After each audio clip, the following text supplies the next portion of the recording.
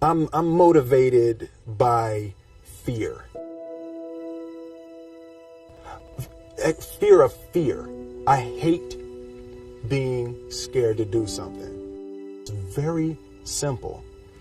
This is what I believe, and I'm willing to die for it. Yeah. Period. You can't be scared to die for the truth. The truth is the only thing that's ever going to be constant. And you can't fear what might happen to you if you were to tell the truth. Because what happens to you if you don't tell the truth is worse than telling the truth will ever be. The first step before anybody else in the world believes it is you have to believe it. There's no reason to have a plan B because it distracts from plan A. And I think psychologically, the advantage that gives me over a lot of people that I have been in competition with in different situations is it's difficult to take the first step when you look how big the task is. The task is never huge to me. It's always one brick. I believe, and I learned very young, that you don't try to build a wall. You don't set out to build a wall. You don't say, I'm going to build the biggest, baddest, greatest wall that's ever been built. You don't start there. You say, I'm going to lay this brick as perfectly as a brick can be laid. There will not be one brick on the face of the earth that's going to be laid better than this brick that I'm going to lay in this next 10 minutes. And you do that every single day. And soon you have a wall. And soon you have a wall. I've never really viewed myself as particularly talented. Where I excel is ridiculous, sickening work ethic. You know, while the other guy's sleeping, I'm working. While the other guy's eating, I'm working. The separation of talent and skill is one of the greatest misunderstood concepts for people who are trying to excel, who have dreams, that want to do things. Talent you have naturally. Skill is only developed by hours and hours and hours of beating on your craft. I always knew that I could work hard enough. There wasn't an issue with discipline, or there wasn't an issue with the ability to sacrifice or the willingness to sacrifice. There's no easy way around it. No matter how talented you are, your talent is going to fail you if you're not skilled. You know, if you don't study, if you don't work really hard and dedicate yourself to being better every single day. This one year, my father had his shop, and he decided for whatever reason that he wanted a new wall on the front of his shop. So he tore down probably about 16 feet high and probably about 30 feet long. He just completely tore the wall down, and my brother and I had to dig a 6-foot hole. We for the foundation. For the foundation. We would mix in the concrete by hand. A year and a half. We were building this wall for a year and a half. Every day after school, we would come and mixing concrete, putting it in the hole, doing it.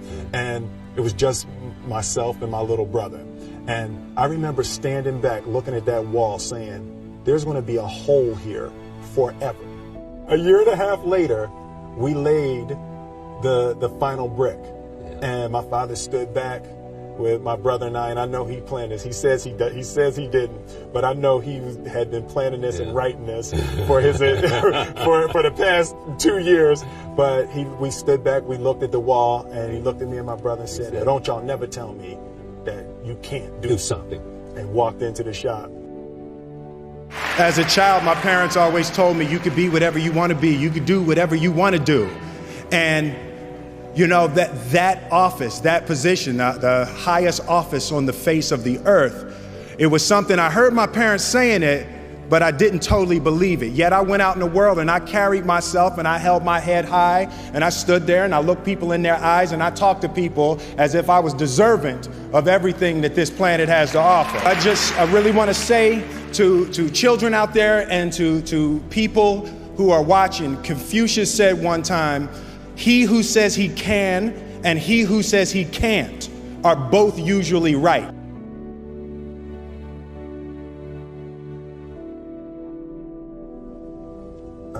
having the opportunity to study greatness. And anytime you have that opportunity, there are certain intricacies that will make clear who you are. It becomes that much more clear who you are. The definition of who I am is very clear to me, and it also redefines who I want to be, in that I know for a fact that I'm stronger than I thought I was.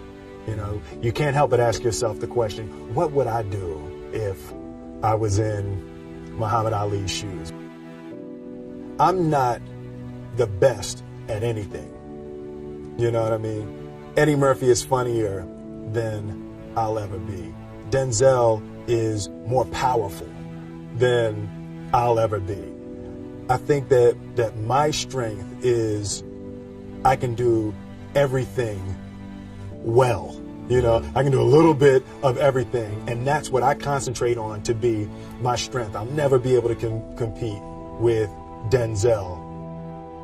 I enjoy connecting with people and ideas, and you know, I have a mission statement. So every year for probably the past 10 years, I've worked out a mission statement for myself.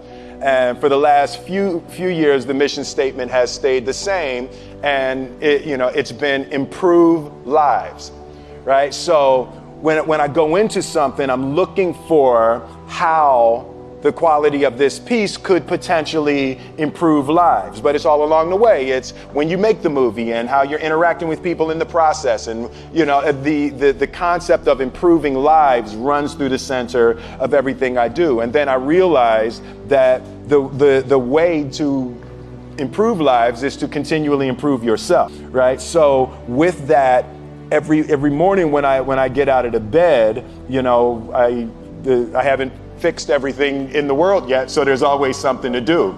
I want my life, I want my work, my family, I want it to mean something. If you are not making someone else's life better, then you're wasting your time. You know, like your life will become better by making other lives better. A few months ago, I said that I believe that if I chose to, I could be the president of the United States. And I think as I've had a chance to intellectualize why I said that. Yeah. And I think that there's a certain delusional quality that all successful people have to have. You have to believe that something different than what has happened for the last 50 million years of history. You have to believe that something different can happen. The one thing that I truly tried to communicate in the interpretation of Ali is the complex simplicity of greatness. And how greatness is not this wonderful, esoteric, elusive, God-like feature that only the special among us will ever taste. You know, it's something that truly exists in all of us. Loss is bound to joy. Like pain and suffering are bound to joy. The being able to survive something is actually a big part of being able to find that next wave of joy. You appreciate smaller things. I hated being scared, that I didn't want to even take the meeting. I just hated that being scared to do something. And I think what developed in my early days was the attitude that I started attacking things that I was scared of.